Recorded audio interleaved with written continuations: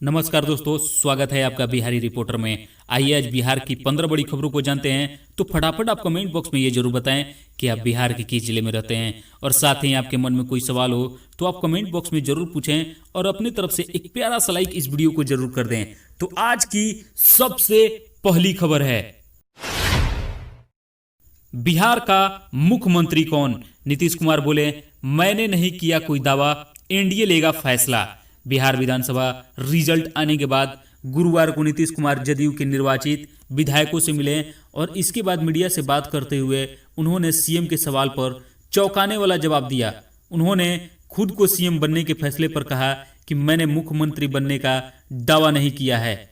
इस पर फैसला एनडीए में शामिल पार्टियां करेंगी कि बिहार का मुख्यमंत्री कौन होगा। उन्होंने बताया कि शपथ ग्रहण समारोह की तारीख तय नहीं की गई है। कल चारों घटक दलों की बैठक होगी जिसमें चर्चा सभी चीजें तय की जाएंगी। उन्होंने कहा कि एनडीए के पास पर्याप्त बहुमत है, सरकार चलाने में कोई दिक्कत नहीं है। बिहार को लोगों ने हम लोगों को काम करने का मौका दिया है। एक सवाल के जवाब में नीतीश ने कहा कि हम लोग पर कोई दबाव नहीं बनाया गया है, एक एक सीट का विश्लेषण हो रहा है। एनडीए के सभी घटक दल मिलकर काम करेंगे। हम लोगों ने समाज के हर वर्ग के लोगों की सेवा की है। बिना चिराग पासवान का नाम लिए नीतीश ने कहा कि कुछ लोगों ने कंफ्यूजन फैलाने का काम किया है और उन्हें सफलता मिली। कहां क्या हुआ, अब बीजेपी को पता लगाना है। उन्होंने फिर साफ किया कि क्राइम, करप्शन और कम्युनलिज्म बर्दाश्त नहीं किया जाएगा। बिहार में क्राइम कंट्रोल हुआ और विकास दर बढ़ी है। उन्होंने एनडीए की जीत के लिए अपने काम और उपलब्धियों को कारण बताया। महंगाई में आफत, खुदरा महंगाई की दर अक्टूबर में और बढ़कर 7.61% पर पहुंची। सितंबर में 7.27% थी। देश की खुदरा महंगाई दर अक्टूबर में बढ़कर 7.61 पर पहुंच गई। उपभोक्ता मूल्य सूचकांक यानी कि सीपीआई पर आधारित यह दिसंबर में 7.27 थी। नेशनल स्टैटिस्टिकल ऑफिस यानी कि एनएसओ ने गुरुवार को जारी किए गए आंकड़ों में यह बात कही। खाद्य वस्तुओं की खुदरा महंगाई दर पिछले महीने 11% से ज्यादा रही। लगातार 7वें महीने खुदरा महंगाई दर भारतीय रिजर्व बैंक आरबीआई के सुविधाजनक दायरे से ऊपर रही है। सरकार ने आरबीआई को खुदरा महंगाई की दर 2 से 6% के दायरे में रखने की जिम्मेवारी दी है। सरकार दो तरह की महंगाई दर जारी करता है, खुदरा महंगाई दर और थोक महंगाई दर। खुदरा महंगाई दर खुदरा कीमत के आधार पर तय की जाती है। सरकार योजना बनाते समय और भारतीय रिजर्व बैंक आरबीआई अपनी मौद्रिक नीति तय करते समय खुदरा महंगाई दर को ही महत्व देते हैं। खुदरा महंगाई दर बढ़ने का सीधा मतलब है कि महंगाई की मार सीधे तौर पर आम आदमी पर पड़ रही है। चुनाव नतीजों के बाद पहली बार मीडिया से मुखातिब हुए सीएम नीतीश कुमार। कहा, कल होगी एनडीए के घटक दलों की बैठक। बिहार चुनाव के नतीजों के बाद पहली बार गुरुवार शाम को नीतीश कुमार मीडिया से मुखातिब हुए। कहा कि कल एनडीए के घटक दलों की बैठक होगी और इससे पहले सीएम नीतीश कुमार जदयू कार्यालय पहुंचे। वहां पार्टी के निर्वाचित विधायकों से सीएम ने मुलाकात की। पार्टी को इतनी कम सीटें मिली हैं, उस पर कार्यालय में समीक्षा हुई। सीएम के आगमन होते ही उत्साहित कार्यकर्ता नीतीश जिंदाबाद के नारे लगा रहे थे। सीएम के साथ जदयू के कई वरिष्ठ नेता भी मौजूद थे। सीएम चुनाव परिणाम आने के बाद नीतीश कुमार मुख्यमंत्री आवास में सिर्फ चुनिंदा जदयू के बड़े नेताओं से ही मिलते रहे। आज की इस मुलाकात को काफी अहम माना जा रहा है। एनडीए की सरकार में वापसी के बावजूद जदयू का खराब प्रदर्शन रहा है। ऐसे में जदयू के कार्यकर्ता और नेताओं के मनोबल को बढ़ाने की जिम्मेदारी जदयू के राष्ट्रीय अध्यक्ष नीतीश कुमार पर है। नीतीश कुमार इस मुकाबले के जरिए सभी नेताओं को कुछ निर्देश भी जरूर दे सकते हैं। बिहार विधानसभा चुनाव के नतीजे आ गए। मुख्यमंत्री नीतीश कुमार की अगुवाई में एनडीए ने 243 विधानसभा सीटों वाली विधानसभा में 125 सीटें हासिल की है। वहीं राष्ट्रीय जनता दल आरजेडी के नेतृत्व वाले महागठबंधन ने 110 सीटों पर जीत हासिल की है। 8 सीटें अन्य के खाते में गई है और बहुमत न मिलने के बाद भी आरजेडी के तेजस्वी यादव ने गुरुवार को दावा किया है कि बिहार में उनकी ही सरकार बनेगी। यदि वाकई में ऐसा है तो यह कैसे संभव है, आइए देखते हैं। कैसे बन सकते हैं तेजस्वी मुख्यमंत्री? बिहार विधानसभा में बहुमत के लिए 122 सीटों की जरूरत होती है। महागठबंधन के पास इस समय सिर्फ 110 सीटें हैं। अगर राजद को सरकार बनानी हो तो उसे बहुमत के लिए कम से कम 12 विधायकों के समर्थन की जरूरत होगी। ऐसे में महागठबंधन के पास सरकार बनाने के 4 विकल्प हैं। पहला विकल्प, तेजस्वी यादव को मुख्यमंत्री बनने के लिए सबसे पहले दूसरी पार्टियों के 8 विधायकों को साथ लाना होगा। इसके बाद अगर वे नीतीश से नाराज रहे पूर्व मुख्यमंत्री जीतन राम मांझी की पार्टी हमको 4 विधायकों का साथ पा लेते हैं तो उनकी सरकार बन सकती है। जैसा कि आप यहां पर देख रहे हैं, महागठबंधन 110 प्लस अन्य पार्टियां 8 प्लस हम 4 बराबर 122। दूसरा विकल्प, तेजस्वी यादव अगर वीआईपी के मुकेश सहनी को मंत्रिमंडल में अच्छे पद का भरोसा देते हैं तो उनका समर्थन ले सकते हैं। अगर दूसरी पार्टियां उनके साथ ही रहती है तो यह स्थिति बनेगी। महागठबंधन 110 प्लस अन्य पार्टियां 8 प्लस वीआईपी बराबर 4। आप जैसा कि स्क्रीन पर देख चुके होंगे, यहाँ पर सामने आप देख सकते हैं कि हमने किस प्रकार इसका आंकड़ा दिखाया। आगे और भी हम आपको डिटेल बताने का कोशिश करेंगे। तीसरा विकल्प है कि एनडीए में शामिल हम और वीआईपी तेजस्वी यादव के महागठबंधन को सपोर्ट देते और अन्य पार्टियों में के 8 में से कम 4 विधायकों का उन्हें सपोर्ट मिलता। जैसा कि महागठबंधन 110 प्लस हम 4 प्लस वीआईपी 4 प्लस अन्य पार्टियां 4 बराबर 122। आप यहां स्क्रीन पर देख रहे होंगे। अगला विकल्प का बात करेंगे, यानी कि चौथा विकल्प, नीतीश इस समय भाजपा से नाराज हैं क्योंकि उसने चिराग पासवान की एलजेपी रोकने के लिए गंभीर प्रयास नहीं किए। इससे नीतीश की जेडीयू को 36 सीटों का नुकसान उठाना पड़ा। यदि नाराज नीतीश एनडीए तोड़कर महागठबंधन के साथ आ जाते हैं तो यह विकल्प बन सकता है। महागठबंधन 101 110 प्लस जेडीयू 43 यानी कि 153। अगर ऐसा होता है तो तेजस्वी यादव के लिए ये बहुत बड़ी खुशखबरी होगी। चुनाव नतीजों के बाद पहली बार मीडिया से मुखातिब हुए सीएम नीतीश कुमार। कहा कल होगी एनडीए के घटक दलों की बैठक। बिहार चुनाव के नतीजा के बाद पहली बार गुरुवार शाम को सीएम नीतीश कुमार मीडिया से मुखातिब हुए। कहा कल एनडीए के घटक दलों की बैठक होगी। इससे पहले सीएम नीतीश कुमार जदयू कार्यालय पहुंचे। वहां पार्टी के नवनिर्वाचित विधायकों से सीएम ने मुलाकात की। पार्टी को जो इतनी कम सीटें मिली है उस पर कार्यालय में समीक्षा हुई। सीएम के आगमन होते ही उत्साहित कार्यकर्ता नीतीश जिंदाबाद के नारे लगाने लगे थे। सीएम के साथ जदयू के कई वरिष्ठ नेता भी मौजूद थे। चुनाव परिणाम आने के बाद नीतीश कुमार मुख्यमंत्री आवास में सिर्फ चुनिंदा जदयू के बड़े नेताओं से ही मिलते रहे हैं। आज की इस मुलाकात को काफी अहम माना जा रहा है। एनडीए की सरकार में वापसी के बाद जदयू का खराब प्रदर्शन रहा है। ऐसे में जदयू के कार्यकर्ता और नेताओं के मनोबल को बढ़ाने की जिम्मेदारी जदयू के राष्ट्रीय अध्यक्ष नीतीश कुमार पर है। नीतीश कुमार इस मुलाकात के जरिए सभी नेताओं को कुछ निर्देश भी जरूर दे सकते हैं। बिहार विधान परिषद चुनाव, पटना शिक्षक के क्षेत्र से नवल किशोर यादव जीते।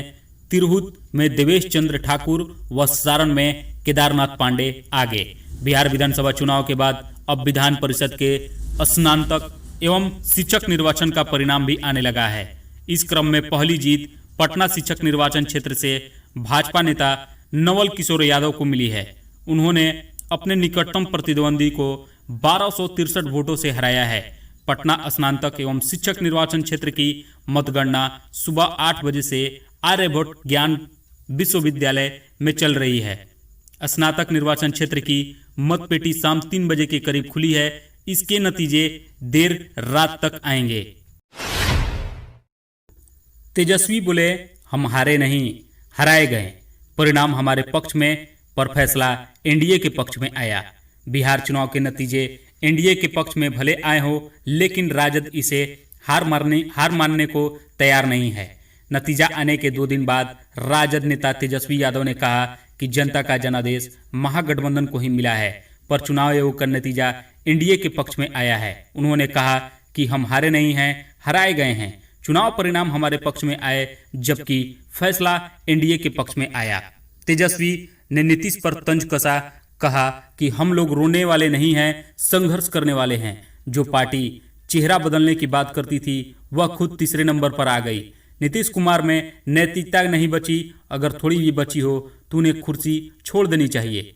वे जोड़ तोड़ की गुना भाग करके कुर्सी पाने की जुगत में लगे हैं। तेजस्वी ने कहा, एनडीए चोर दरवाजे से सरकार बना रही है। भाजपा साफ तौर पर समझ ले कि यह जनादेश बदलाव का जनादेश है। एनडीए का वोट शेयर 37.3% है और महागठबंधन का वोट शेयर 37.2% है, यानी 0.1 का अंतर है। इस अंतर को अगर वोट में कन्वर्ट करें तो 12,270 वोट होंगे। नीतीश ने बेरोजगारों को नौकरी देने में असमर्थता जताई है। क्या बिहार के युवा सरकारी नौकरी पाने के हकदार नहीं हैं?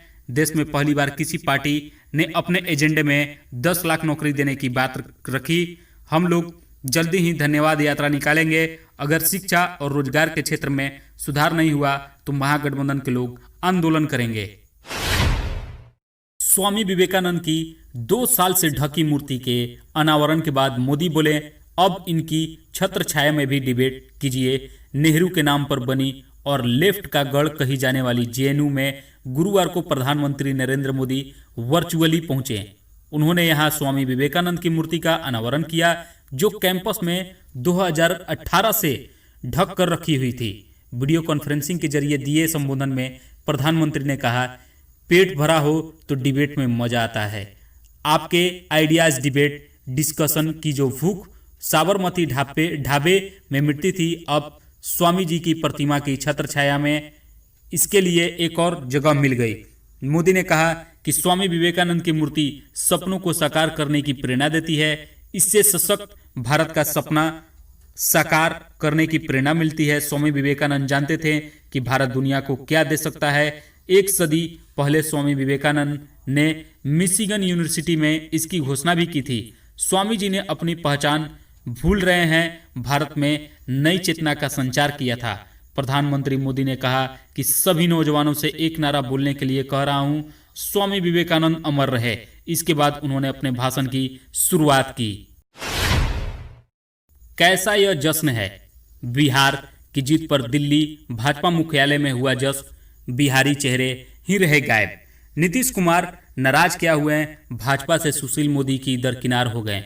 ये बात सिर्फ कहने की नहीं है। भाजपा में आज दिन भर जो कुछ हुआ वो इशारा कर रहा है। जदयू से ज्यादा सीटें जीत बड़े भाई की भूमिका में आए भाजपा में दिल्ली से लेकर पटना तक लगातार जश्न का दौर चल रहा है। मंगल रात से कार्यकर्ता पटाखे फोड़ रहे हैं और होली मना रहे हैं। नित्यानंद राय, संजय जायसवाल और मंगल पांडे दूसरे नेताओं कार्यकर्ताओं से मिल रहे हैं, लेकिन बिहार में भाजपा के सबसे बड़े चेहरे सुशील कुमार मोदी इस जश्न से पूरी तरह से गायब दिखे। दिल्ली भाजपा मुख्यालय में बिहार की जीत को लेकर बड़ा आयोजन किया गया। इसमें खुद पीएम नरेंद्र मोदी के साथ भाजपा के सभी बड़े नेताओं ने हिस्सा लिया। दूसरी तरफ पटना कार्यालय में चुनाव के दौरान प्रबंधन में काम जुटे 3 दर्जन से अधिक नेता बैठक कर रहे थे।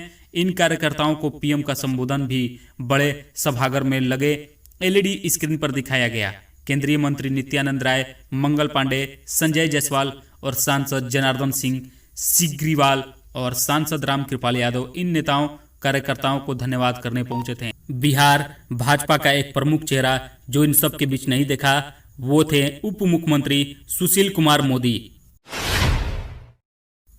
भारत में कमबैक करेगा PUBG, south Korean company $100 million invest करेगी, चीन से नहीं होगी पार्टनरशिप। पबजी कॉर्पोरेशन ने गुरुवार को इसका ऐलान कर दिया है। कंपनी ने कहा है कि वो खास तौर पर केवल भारतीय मार्केट के लिए नया गेम लेकर आ रही है। इस बार चीनी कंपनी के साथ कोई पार्टनरशिप नहीं होगी। पबजी कॉर्पोरेशन की पेरेंट कंपनी कार्फटॉन आईएनसी ने भारत में $100 मिलियन की निवेश करने का ऐलान किया। कंपनी ने दावा किया है कि ये निवेश भारत में किसी भी कोरियन कंपनी द्वारा किए जाने वाले सबसे बड़ा निवेश होगा। केंद्र सरकार ने साइबर सिक्योरिटी और देश की संप्रभुता पर खतरा का हवाला देते हुए इस गेम पर बैन लगा दिया था। उस वक्त भी पबजी कॉर्प ने कहा था कि वह भारत में वापसी करेगा। कंपनी ने कहा कि पबजी भारत में पबजी मोबाइल इंडिया लॉन्च करेगा। हालांकि कंपनी ने अभी यह नहीं बताया कि नया गेम कब तक लॉन्च किया जाएगा। ये जरूर कहा कि इससे जुड़ी जानकारी जल्द ही शेयर की जाएगी और साथ ही कंपनी ने भारतीय यूजर को सिक्योर और हेल्दी गेम प्ले का ऑप्शन देने का दावा किया है। बिहार विधान परिषद यानी कि बिहार विधानसभा अध्यक्ष चाहती है बीजेपी। 2005 से 2020 तक जदयू ने ही दिया है स्पीकर। एनडीए की सरकार बनने की जारी कवायद के बीच विधानसभा अध्यक्ष पद को लेकर भाजपा जदयू में रार छिड़ गई है। सीएम नीतीश कुमार जदयू को का स्पीकर बनाने को लेकर अड़े हैं। भाजपा को जदयू से अधिक सीटें आई है तो भाजपा चाहती है कि इस बार स्पीकर पद को उसको मिले। लगातार जब से एनडीए की सरकार बनी है तब से जदयू के ही विधानसभा अध्यक्ष होते आए हैं। 2005 से लेकर 2020 तक जदयू ने ही अपना स्पीकर दिया है। ऐसे में नीतीश कुमार चाहते हैं कि पूर्व की तरह विधानसभा अध्यक्ष की कुर्सी उनकी पार्टी के पास ही रहे। विजय कुमार चौधरी फिलहाल विधानसभा अध्यक्ष हैं और नीतीश कुमार उन्हें इस पद पर बनाए रखना चाहते हैं। विधानसभा में स्पीकर की भूमिका अहम होती है। जिस पार्टी के विधानसभा अध्यक्ष होते हैं उनको पॉलिटिकल क्राइसिस में फायदा मिलता है, क्योंकि किसी भी दल को पूर्ण बहुमत नहीं मिला है और सभी को एक दूसरे के सहारे सरकार चलाना चाहते हैं। ऐसे में विधानसभा अध्यक्ष की कुर्सी अहम हो जाती है और विधानसभा सत्र चलाने में भी स्पीकर जिस पार्टी के होते हैं उसको ज्यादा तरजीह देते हैं। इस बार जदयू के मात्र 43 सीटें मिली हैं, वही भाजपा 74 सीट लेकर एनडीए में बड़ी पार्टी बनकर उभरी है। दिसंबर में आएगी सोनू की किताब आई एम नो मसीहा। प्रवासियों के मसीहा ने लिखी है मदद और उसकी अड़चनों की कहानी। प्रवासियों के मसीहा सोनू सूद ने कुछ समय पहले ही यह खुलासा किया था कि अपनी पुस्तक लिख रहे हैं। अब उनकी इस ऑटोबायोग्राफी का टाइटल रिवील हो गया है, आई एम नो मसीहा। यह किताब फर्स्ट पर्सन में लिखी जाएगी। इसमें उन सभी परेशानियों का जिक्र होगा जो सोनू सूद ने मदद पहुंचाने के दौरान झेली। सोनू की यह किताब हिंदी और अंग्रेजी में है। सोनू ने सोशल मीडिया पर इसका बुक कवर और बाकी डिटेल शेयर की। वे लिखते हैं आई एम नो मसीहा दिसंबर में आएगी। यह मेरी जिंदगी की कहानी है, साथ ही उतनी ही उन 1000 प्रवासी मजदूरों की भी है। किताब को पेंगुइन इंडिया पब्लिश कर रहा है। इस बुक के कवर पर सोनू सूद और मीरा के अय्यर लिखा है। बिहार चुनाव में नोटा को ओवैसी की पार्टी से ज्यादा वोट मिले। बिहार विधानसभा चुनाव में मतदाताओं ने जमकर नॉन ऑफ द अबव यानी कि नोटा बटन दबाया है। नोटा वोटों की संख्या असुद्दीन ओवैसी की पार्टी को मिले वोटों से कहीं ज्यादा है। चुनाव आयोग की ओर से जारी किए गए आंकड़ों के अनुसार इस चुनाव में राज्य में 7 लाख से ज्यादा लोगों ने ईवीएम पर नोटा का बटन दबाया है।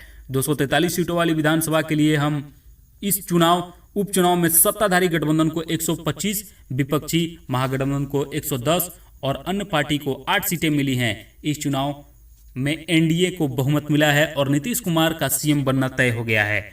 चुनाव आयोग ने आंकड़े के मुताबिक बिहार के 7,06,252 मतदाताओं ने इस बार नोटा पर वोट डाले हैं, यानी उन्होंने किसी भी दल का या प्रत्याशी के लिए वोट नहीं की है। यह संख्या बिहार में कुल हुए मतदान का 1.68% है। बिहार में कोरोना संक्रमितों का आंकड़ा 2,24,000 के पार। अब तक 1162 की मौत। बिहार में कोरोना संक्रमित मरीजों की संख्या जो है 2,24,977 पहुंच गई। बिहार में पिछले 24 घंटे में कोरोना के 702 नए मामले सामने आए, जबकि रिकवरी रेट 96.64% पहुंच गया।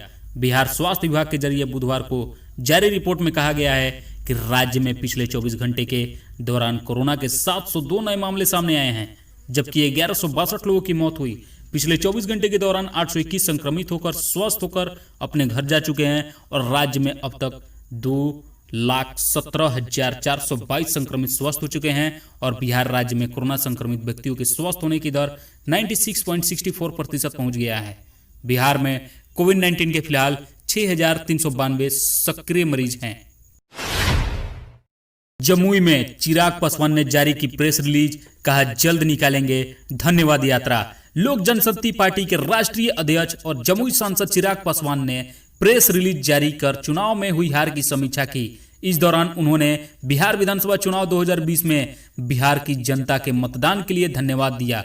चिराग ने कहा कि बिहार फर्स्ट और बिहारी फर्स्ट को जो समर्थन मिला है उसके लिए हम समस्त प्रदेशवासियों का आभार प्रकट करते हैं। चिराग ने बताया कि पहली बार लोक जनशक्ति पार्टी अकेले चुनाव मैदान में उतरी और लगभग 25 लाख लोगों ने बिहारी फर्स्ट और बिहार फर्स्ट को अपना आशीर्वाद दिया। उन्होंने कहा कि लगभग 6% वोट पार्टी को मिला है। हम अपनी और पार्टी की ओर से उन्हें धन्यवाद देते हैं और इस पार्टी के लिए इसके लिए प्रदेश के हर व्यक्ति के जिले में धन्यवाद यात्रा निकालेंगे। यह यात्रा छठ महापर्व के बाद निकलेगी।